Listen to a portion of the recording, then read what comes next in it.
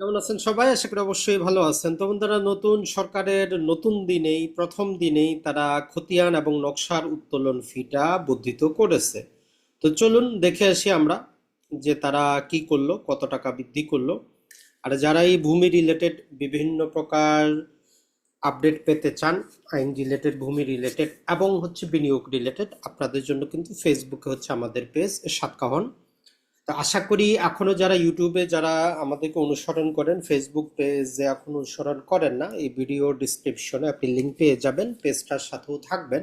কারণ অনেক জিনিস যেটা ইউটিউবে দেওয়া যায় না সেটা আমরা ফেসবুকে দিতে পারি। তো প্রথমেই যে আজকের যে সার্কুলারটা সেটা একটু দেখার আমরা চেষ্টা করি, এরপরে এর বিশ্লেষণটা আমরা করব। তো এই সার্কুলারে তারা যেটা বলতেছে সেটা যে ভূমি রেকর্ড ও মৌজা ম্যাপ সেবাকে আরো জনবান্ধব এবং টেকসই করার লক্ষ্যে সরকারি ফি এর নিম্নরূপভাবে কি করা হইল, পুনর্নির্ধারণ কথা হইল। যে কোনো ধরনের খতিয়ান সার্টিফাইড কপি ও অনলাইন কপির জন্য সরকারি ফি 100 টাকা ও সেবা ফি 20 টাকা, মোট 120 টাকা দিতে হবে। তো কথাটা এখানে প্রথমে আমরা যেটা বলবো যে ভাই, সার্টিফাইড কপিটা আমরা যে কোনো কাজে ব্যবহার করতে পারি, তাইলে অনলাইন কপিও যেহেতু আমরা 100 টাকা 120 টাকা দিব, তো ওইটার মধ্যেও কিউআর কোড আপনার যেহেতু সংযুক্ত করা আছে, ওইটাও যে কোনো জায়গায় ব্যবহার করার পারমিশনটা আপনি দিয়ে দেন। যেমন আমরা অনলাইন যে সমস্ত আপনার নামজারি খতিয়ানগুলা পাচ্ছি, এগুলোর অরিজিনাল কপির দরকার হয় না, আমরা যে কোনো জায়গায় ব্যবহার করি। তাহলে এই যে রেকর্ডীয় খতিয়ান যেগুলো সার্টিফাইড খতিয়ান আস্তে আস্তে এগুলাও ওই পারমিশনটা দিয়ে দেখ, তাহলে জনসাধারণ কিছুটা উপকৃত হবে।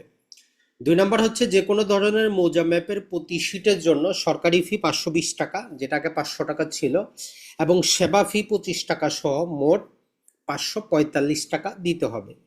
তো এখন মূল কথাটা যেটা যে নকশাগুলো কিন্তু ফেসবুকে দেখবেন যে বিভিন্ন পেজেরা এমনি বিক্রি করতেছে। তো এদের বিক্রি করার মূল কারণটা যে গত সরকারের আমলে টোটাল সার্ভারের যেই সমস্ত নকশা আছে এগুলোই থার্ড পার্টির কাছে চলে গেছে, ওরা ওইখান থেকে বিক্রি করতেছে।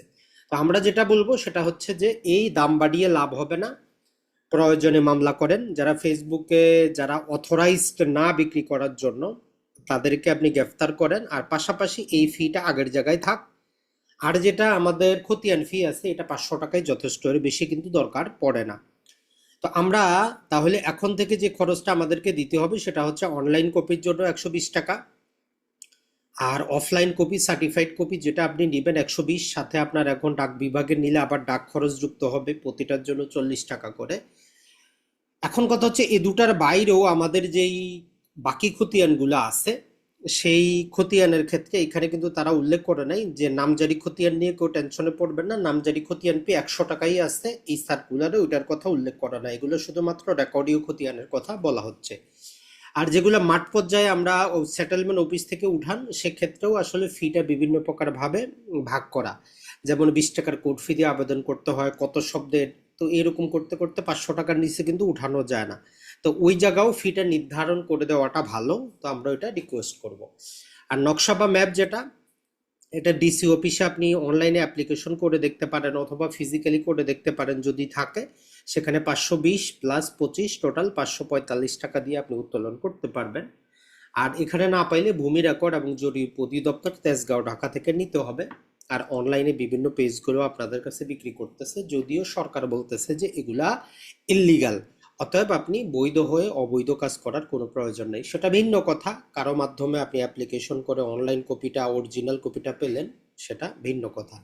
তাহলে আমরা নতুন সরকারের প্রথম দিনে যে পদক্ষেপটা নেওয়া হইলো, এটাকে বলবো যে আমরা এটা এক ধরনের অদক্ষতা, অযোগ্যতা, বর্বরতা, এবং এই নকশা এবং খতিয়ান বিক্রি করে সরকার চলতে হবে, সরকারি সেবা বৃদ্ধি করতে হবে, এটা কোনোভাবে আমরা আশা করতে পারি না। তাহলে প্রথম দিনের প্রথম ভিডিওতেই আমরা তীব্র নিন্দা জানাই এ দাম বৃদ্ধিটা। এর চাইতে ভালো আপনি যে কাজটা করেন, অনলাইন কপিটাকে যেমন আমরা নামজারি খতিয়ান ব্যবহার করতে পারি, সব জায়গায় ব্যবহার করার সুযোগটা দিয়ে দেন। আসসালামু আলাইকুম।